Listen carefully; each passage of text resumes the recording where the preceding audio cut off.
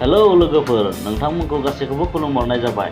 नोंथांमोना आंनि जिकेखौ मोजां मोनोब्ला प्लिज आंनि BIK जिके स्टाडि चेनेलखौ साबस्क्राइब खालामनानै हो। बेबायदिनो भिडिअ मोजां लाबोबाय थानो थाखाय। अब्ला थौदो जों भिडिअखौ जागायनोसै। सेथि सोंलु, हिन्जावनि आथोनाव हौवानि आथोनखौ माबायदि सोनांगौ जे हिन्जावफोरा गाबना लानो गोनां जायो? बेनि थार फिननाया जाबाय फारसे आथिंखौ दिखांनानै हौवानि आथोनखौ सोना हरनांगौ।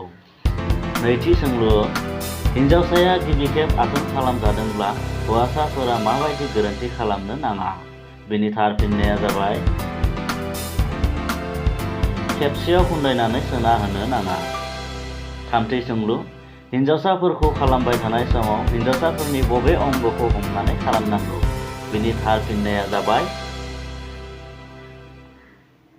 दुदुखौ हमना खालामनांगौ।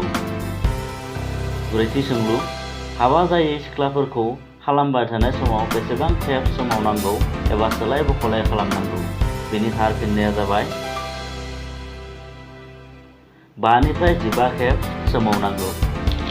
बाथि सोंलु, माबायदि हिन्जावसाफोरा गावनि फिसायनिफ्राय खम गुबुन हौवासाफोरजोंसो बांसिन आथोन जालायो?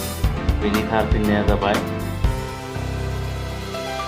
चरित्रहीन हिन्जावफोरा।